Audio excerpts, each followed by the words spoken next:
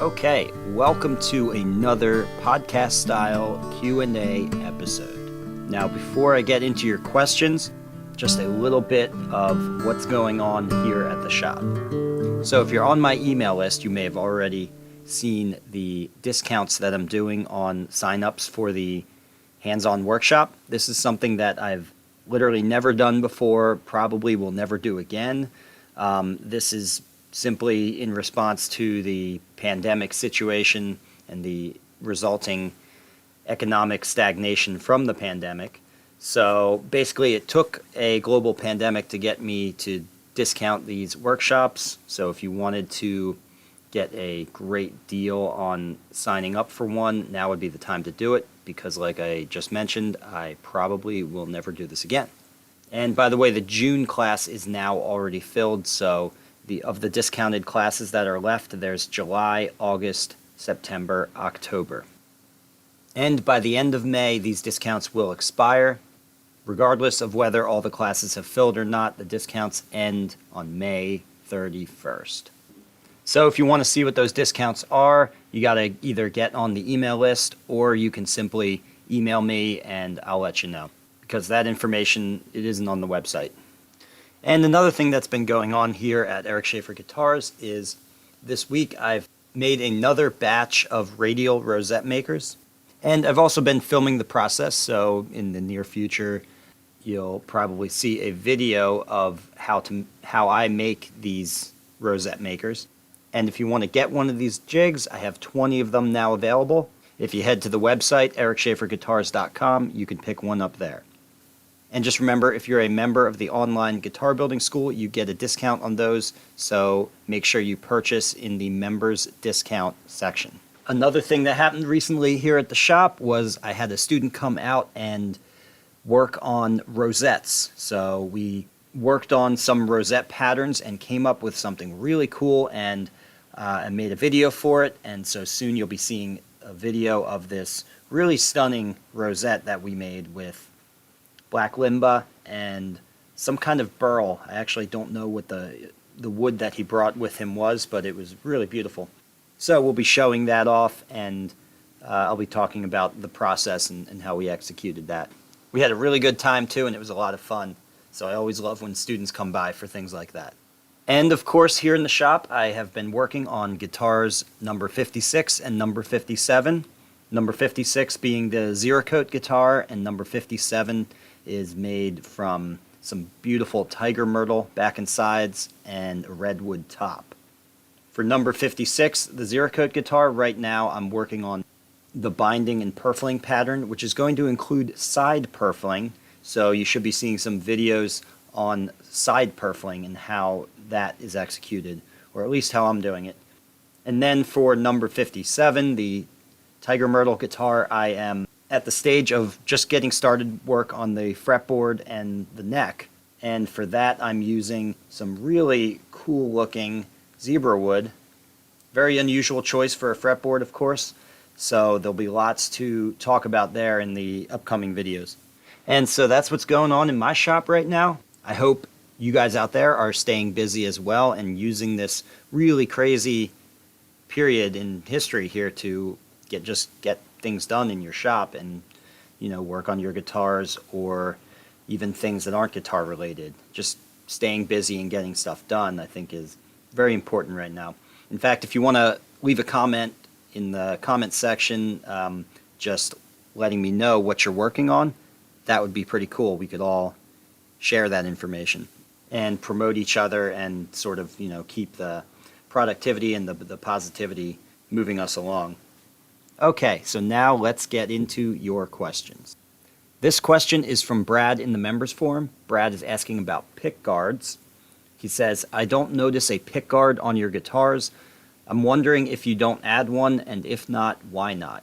Seems like it would look like Trigger, Willie Nelson's guitar, without one. Okay, this is a really good question, actually, Brad. I want to start by saying I don't have a strong inclination one way or the other towards pickguards. I actually have used them on some guitars and have not used them on many guitars as well. Mostly leaning towards not using them. But in the future, who knows, maybe I'll actually start using them more. And so just to give a little background on pickguards, steel string guitars, as you've kind of pointed out, for the most part have pickguards, especially manufactured guitars from, Martin, Taylor, etc. But even in the boutique guitar world, they still often have pickguards, and that's just because of the playing style. Classical guitars, in contrast, rarely have pickguards. Now, within steel string guitars, they kind of break down between, or at least you could break them down between flat picking guitars and fingerstyle guitars. If you're building a guitar for flat picking, like especially if you're building a dreadnought or something like that, you most certainly should have a pickguard. It just fits with the style of playing that the player is expected to use. For fingerstyle guitars, however, it's kind of up to you. It's not exactly necessary. You can leave the pickguard out and show off the wood more, or you can include the pickguard. There's typically less damage done to that area on a fingerstyle guitar. It's true the player usually anchors their pinky somewhere in that zone, and if they have long fingernails, they will be scraping that up. And you can still play a fingerstyle guitar aggressively enough to damage that area. And so the damage that you would expect to get over time on a fingerstyle guitar is less than you would expect on a flat-picked guitar, but there's definitely still a light to moderate amount of damage that you should expect to have. And the way that some people and some builders look at the pickguard is that it is in and of itself ugly, and it's this plastic thing attached to an otherwise beautiful, made entirely out of wood object. And you can actually make the pickguard out of wood also, but then the pickguard's even heavier than it would be as a plastic pickguard, which is its own issue. And so it gives it kind of this manufactured look, adding that plastic to it. I kind of think of it as if you've ever gone to like a national park and you have this really beautiful view of a valley or something like that, and then there's this big old sign that says, "Please don't litter," or, it says the littering fine is whatever. And the sign in and of itself, while that's meant to protect against the damage, the aesthetic damage of littering, the sign itself is ugly and obstructing the beauty of that scene. And so there's no right answer here, but you might land on the side of, hey, maybe the small amount of litter that would exist here if people weren't reminded not to litter, which most people just know not to litter anyway, that small amount of litter that would occur just may be more acceptable than the sign itself. It's a weird analogy, but I think it holds up.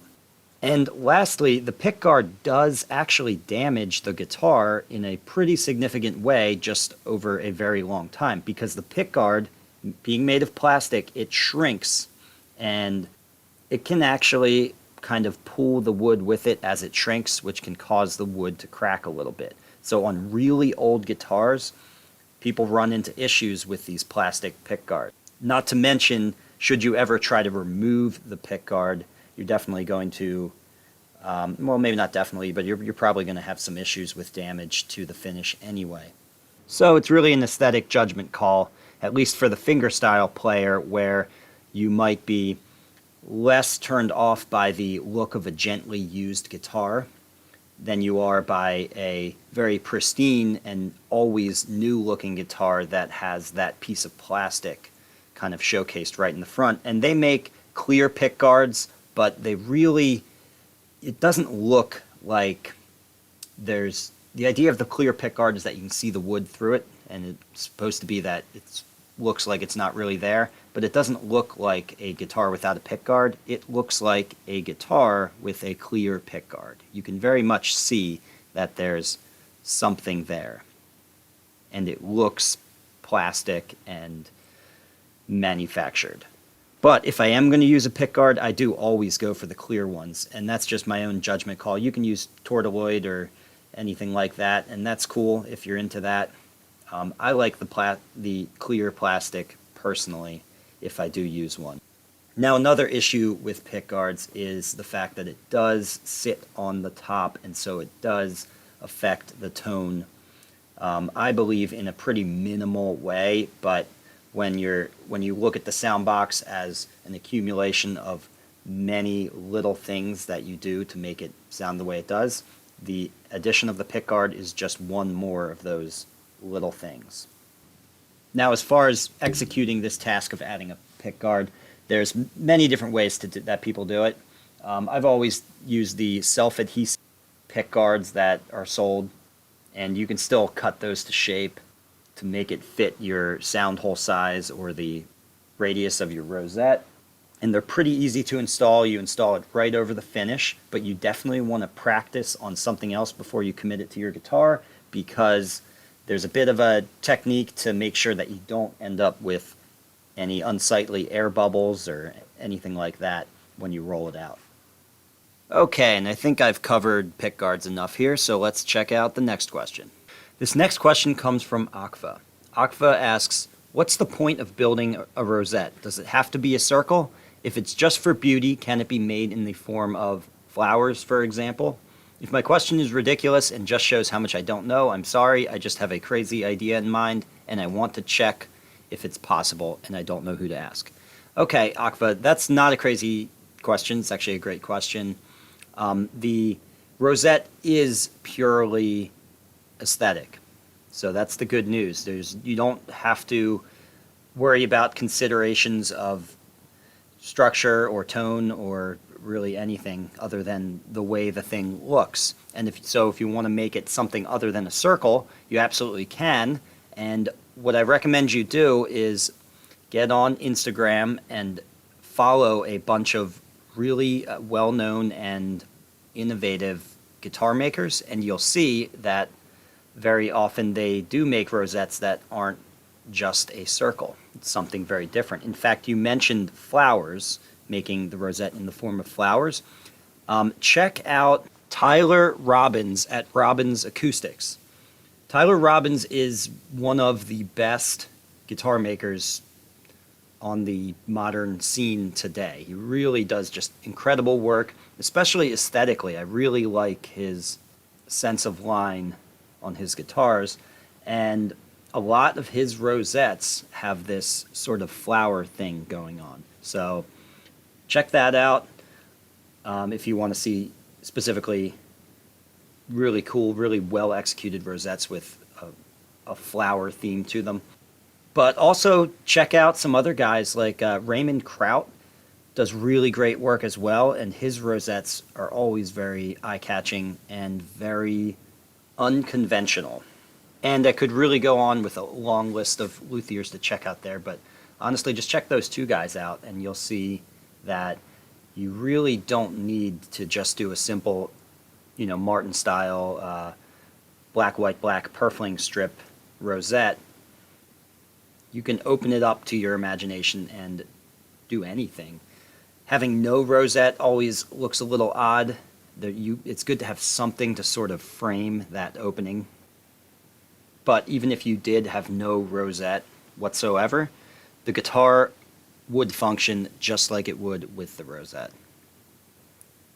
Same goes for purfling around the border of the guitar and all the inlays on the headstock and whatever. All those things, the end wedge, all of that is just decorative. It's just aesthetic. It doesn't affect in any real way the tone of the guitar.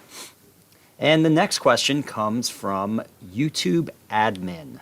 Now, I'm assuming you're probably not really a YouTube administrator, but I have no idea how hard it is to get a username like YouTube admin. Maybe you were just really new to YouTube and able to pick that up, or I don't know if maybe you can have multiple names I don't know. Anyway, it's a great name. Congratulations for getting it. So your question, YouTube admin writes, what do you think you could do to your guitars that would justify a $20K price tag like that of a Greenfield or a Samaji? That is an awesome question, because I'm a huge fan of both of those guys, Greenfield and especially Samaji. If you've listened to me for any period of time, you know I talk about Samaji a lot.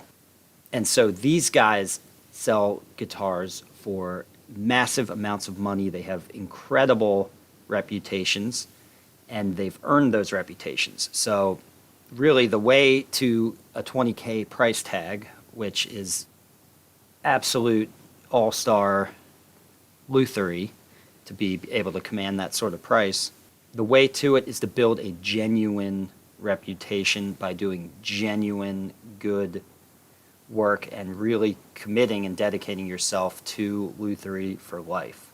And that's what both of these guys have done. There's no cheap marketing gimmicks to get you there. In fact, if there's anything that Samaji is not, I would say he's not a businessman. I don't think he tries to be. I don't think he markets or anything like that. He's just a brilliant luthier.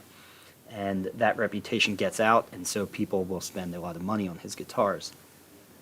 So what we have today is a market that's pretty, I guess I'll say saturated with really great talent. So there's lots of awesome luthiers. If you look around again on Instagram, you can see examples of guys who are creating stuff, at least at first appearances, that are on par with, Greenfield and Samaji as far as aesthetically with what you can see on Instagram. And usually a lot of these lesser known guys are in the 5K to 8K range, a far cry from 20K for a guitar. And so I think the way you get there to the 20K from the 5 to 8 is that there's always this mystique about the tone of a guitar. And many players have an intuitive approach and can just intuit a good guitar. But a lot of players can't. And so they rely on trust and reputation. And so I'm sure, I'm simplifying things here. I'm sure they rely on their own feeling and intuition about an instrument on some level, but then also they need to trust that you have the experience under your belt, not just the woodworking experience to build something beautiful, but the experience of many iterations of building a guitar and dedicating your life to that craft, that then they can trust that you know how to manipulate the bracing, the soundboard, other elements of the guitar to get those tonal qualities that they desire. Everything else is just icing on the cake. So even the aesthetic embellishments, I think in general, what those do, yes, they look good and that has its own value, but also they give the buyer confidence that you know what you're doing in other areas, like the acoustics. And furthermore, I know I'm focusing a little bit more on Samaji here, but if you look at Samaji's influence in the general guitar building community, it's massive. And so there's got to be some kind of networking effect there where when a buyer looks at, say, Michihiro Matsuda or Jason Kostel or Isaac Zhang, and maybe they're even interested in their guitars, but they find out that they all learned under Samaji. And then beyond the guys who learned under Samaji, there's countless guitar makers who are just indirectly influenced by Samaji. So in a way, you can think of it as there are just so many roads that point back to Samaji. And if an interested buyer simply follows those roads, they're going to end up at Samaji. So there's almost like a hierarchical structure there that leads to him, which means naturally his guitars are going to be priced at far higher than the competition, just due to that networking effect. Anyway, I mean, that's just my quick take on that. I don't build guitars for 20K. I wish I did. My guitars are selling for 6K right now, so a far cry from that. So maybe if you could ask Samaji for me and get the answer to that question, I'd love to know how you get to 20K. That would really help me out. Okay, and I think that's enough Q&A for now. If you want to ask a question your best chance of getting on the next episode is to post it. If you're a member of the online guitar building school, post it in the members forum. If you are on YouTube, just post it in the YouTube comments, and I'll try to get to those as well. Thanks for listening, and bye for now. If you learned something here, please give this video a like and subscribe so you can be notified when I release a new DIY guitar making video every Friday. And if you want to really learn more, take one of my structured online courses at ericschaferguitars.com or register for a hands-on guitar building workshop here with me in Burnville, Pennsylvania.